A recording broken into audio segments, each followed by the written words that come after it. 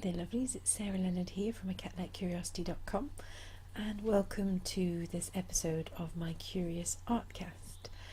For this episode I've put together a series of different videos that I've used recently for a Meditate to Create challenge that I did for free via my blog, and also some Facebook Live videos that I've done in various different places, and it kind of shows the process of creating a painting from start to finish really. So you get to see in various different angles. You can see me here working at the easel, and later in the video you'll see me working as I more often do with the canvas on the table and with the camera just sort of positioned up above it. You also get to see in this video my little kitten Ambrose, who makes several guest appearances, particularly at the very beginning of the video. So hopefully you'll enjoy this slightly different perspective as we talk about this Artcast topic. And the topic for this Artcast is inviting the spiritual into your day-to-day life and letting your soul self shine. So it's quite a big topic, but we'll see how far we get into the topic itself. If you're not sure if this is your first time coming over here and seeing one of these Artcasts, an Artcast to me is a kind of a cross between an art tutorial and a podcast. I really quite enjoy listening to podcasts personally, but I do find that my mind tends to wander because I don't have anything to focus my eyes on. And I kind of thought to myself, you can't be the only person who's like that. So the Artcast is a way of giving you something visual to keep your eyes entertained and your mind sort of engaged a little bit, whilst also listening to some of the advice and other good things that are contained within the podcast part of this video as well. So I hope you enjoy it. Feel free to watch it with the visuals, or if you want to just listen to the audio like you would with an ordinary podcast, of course that's entirely your choice. Do it whichever way suits for you basically. So what do I mean by letting the spiritual into your day-to-day life? For me, I've always kind of, as far back as I can remember, I've always kind of wanted to be more spiritual, and I've always wanted to let more spirituality into my life. But it's been a bit of a long road actually, sort of finding what suits me and what works for me.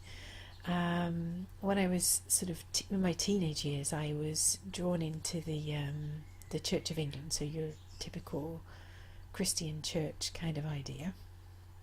And that kind of kept me going for a little while. I was interested in what was going on, what people were doing. I was interested in being a part of the church and reaching out to other people and inspiring other people to be more spiritual and all of those sides of things. But something didn't feel quite right for me. And this is not a judgment on anyone else's religion. You are entirely entitled to choose the religion that speaks to you.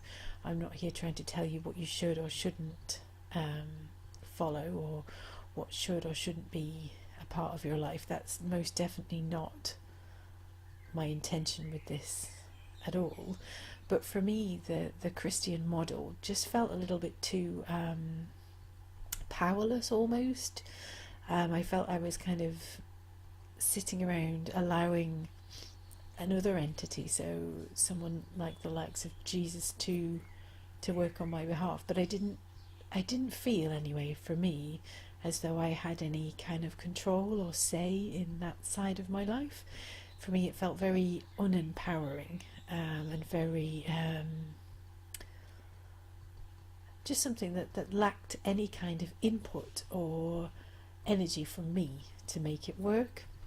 So for me it didn't fulfill me in the long term, and I kind of drifted away from that and drifted away to nothing really initially. I didn't really do anything particularly spiritual as I went into sixth form college, university age, and even after that I kept kind of popping back to Christianity here and there because I did want something spiritual in my life, but it didn't fit for me. As I say, it just didn't really seem to suit what I was looking for personally, for whatever reason. So the search for me took quite some time, and I kind of laugh to myself now as to how obvious it should really have been to me what was calling to me, because I'd spent years watching programs like Charmed, and anything to do with witches just immediately caught my attention, and I'd be there. I mean, those sort of TV shows are a little bit cheesy and a little bit corny, and they're not necessarily representative of what actually happens or whatever, but the fact that I'd been constantly and consistently over and over again drawn to those kind of programs should really have made me think a little bit more about that as a possible spiritual path, but for some reason it just never occurred to me. And it's only in recent years that that has kind of clicked and twigged, and I've kind of figured out that this is what I want to do. This is the spiritual path for me, kind of thing. So I've been looking into and researching and practicing Wicca for, I think, about 2-3 years now, and it really does suit me and my style of spirituality really brilliantly, and it allows me to bring the spiritual into my day-to-day life on a regular basis. The elements of ritual and the altar setting and all of those kind of things just really appeal to me, and they allow me to think in a spiritual way, like I say, on a very, very regular basis. And it's also opened up the door for me to explore all kinds of other things. So recently I've been exploring the idea of energy downloads and the idea of angelic guides and aura reading, and using those pieces of information, those pieces of the puzzle, to help connect people with their most creative self, and also to help connect me with my most creative self. So it's opened up all these different doors, which I think if I hadn't embraced the idea of Wicca, it would never have opened for me, really. And I'm really, really grateful that I've been allowed to sort of wander along this path and find where I feel like I truly belong. So on a day-to-day basis, things that I do to help me invite the spiritual into my day each and every day include sort of morning rituals and evening rituals. So my morning ritual, it does change, and I sort of add new things in and change things around as I go along. But my morning ritual at the moment includes waking up and listening to one of the Hay House meditations. There's a playlist on YouTube on the Hay House channel called Monday Meditations, I think, or Morning Meditations, and I often pick one of those to have a listen to in the morning. Usually I set my alarm, but I tend to wake up before the alarm actually goes off, usually about half an hour or so before it goes off. I don't know why, that just seems to be the way of it. So whilst I'm sort of awake but not yet quite willing to venture into the outside world, I'll just put on my headphones and pick up my iPhone and listen to one of those meditations to kind of start my day. And then I'll get up and dressed and ready and everything else, and I'll do a one-to-one meditation with my angelic guides and my soul self. So in that meditation I call my soul self forward, I ask her, Yanni, to step forward, and then I connect with my angelic guides and receive some guidance for the day. So the question I always ask is, what is in my highest good today? And I usually get a response. It's not usually the response I expect. They don't say, right, you need to work for 20 minutes on this and 30 minutes on that, in that kind of human goal setting way that we tend to, mostly to think. The responses are much more holistic and much more whole than you would imagine, really. But they always ring true. I always get later on in the day and think, oh yeah, this is the thing. This is what I'm to look out for. This is what I have to do this day. So that's quite powerful, I think. So I connect with them and I do a bit of meditation with them. I ask them to protect me, myself, my family, my husband, our house, our car, all of those sorts of things are part of my little meditation, my one-to-one with the guides. And then I choose an oracle card, And at the moment I'm using The Good Tarot by Colette Baron Reid, and I choose that oracle card asking Iani, my soul self, to actually guide me and give me a message for the day. And I use that then to do a little tiny bit of art journaling just to help it stay in my mind for the rest of the day, because I did find that when I was just doing a card draw without the journaling portion, I was kind of just forgetting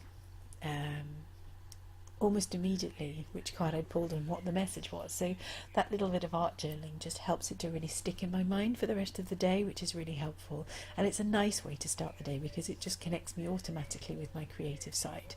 And even if I don't manage to do any other kind of art that day because I'm busy doing website stuff or whatever else I might be doing, that means that my creative self has been tended a little, even just right at the very, very beginning of the day, which is a great way to start. And then that's pretty much my morning ritual.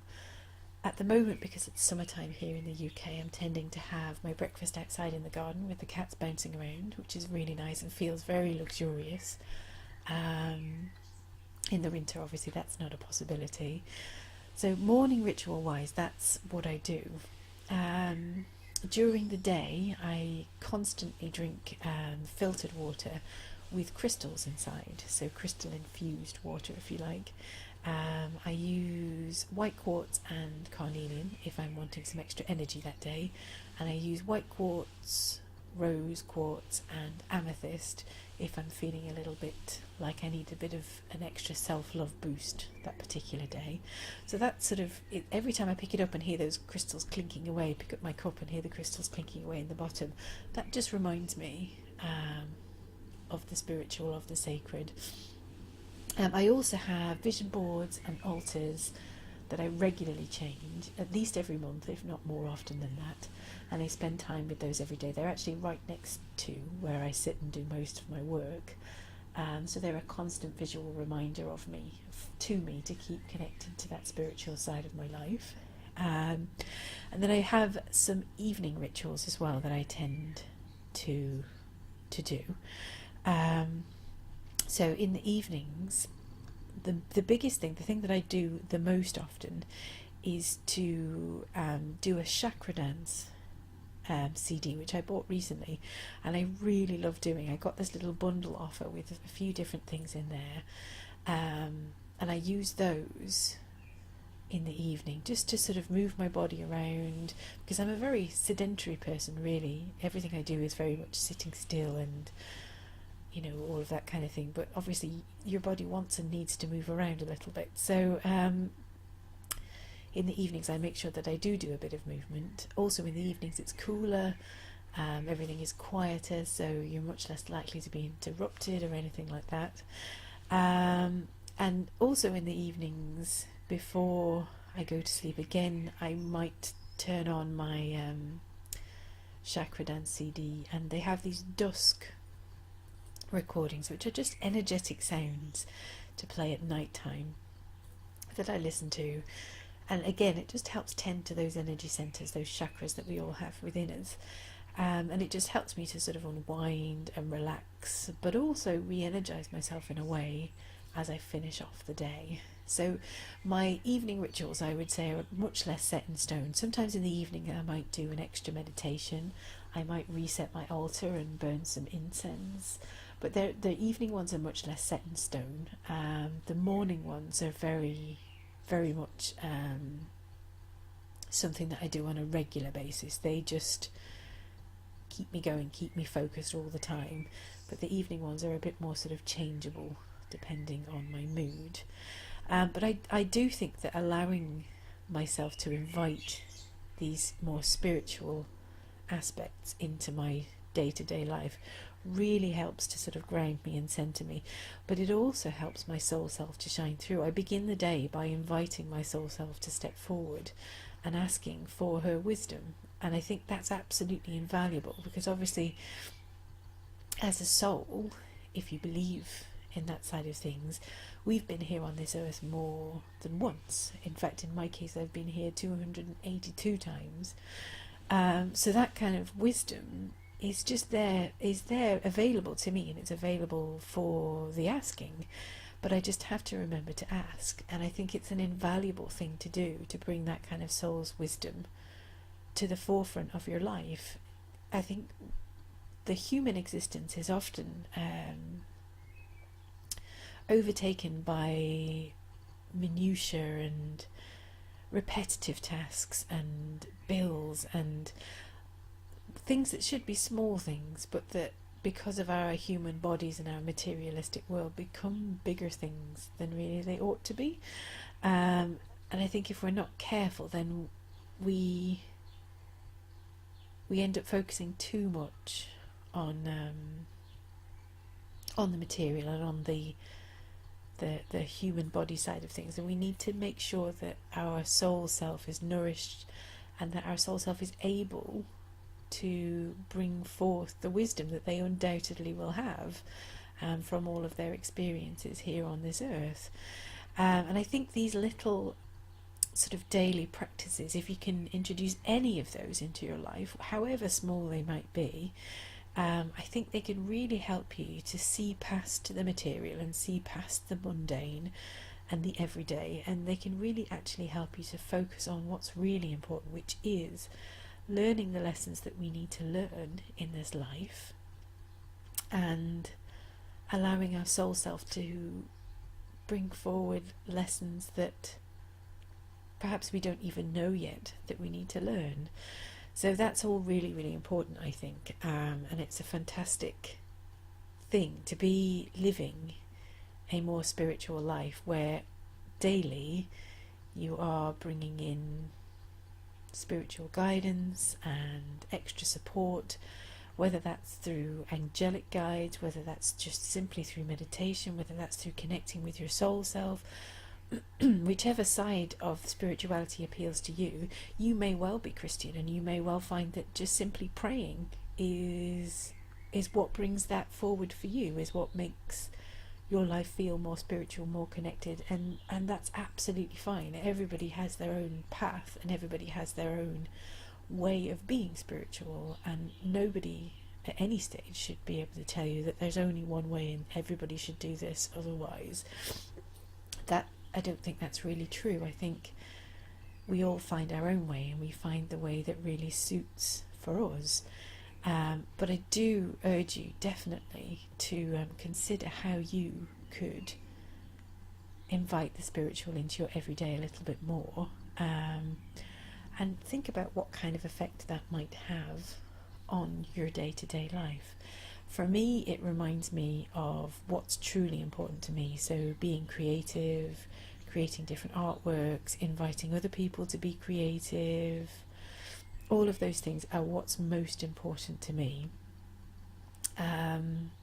For you, your priorities might be different, but I think the spiritual practices just help to refocus us, because I think, like I mentioned before, we get too caught up in the mundane aspects of day-to-day life, and we don't remember what our soul's purpose is. We don't keep in touch with that soul's purpose as well as we should, in order that we live our best life and live in alignment with our soul purpose, and in alignment with spirit and with our divine guidance. So those are my thoughts really on inviting the spiritual into your everyday life. I hope that they've given you a few different ideas of what you might do to introduce the spiritual into your day-to-day life a little bit more. Feel free to come connect with me over on my website. My website is acatlikecuriosity.com. I share lots of lovely inspirational goodies over there via my blog, and I'd love to connect with you further. Please also come join my Curious community on Facebook so that I can connect with you even more. Thanks so much for listening, and don't forget also to check out the other podcasts, artcasts in this series here on YouTube. Thanks so much.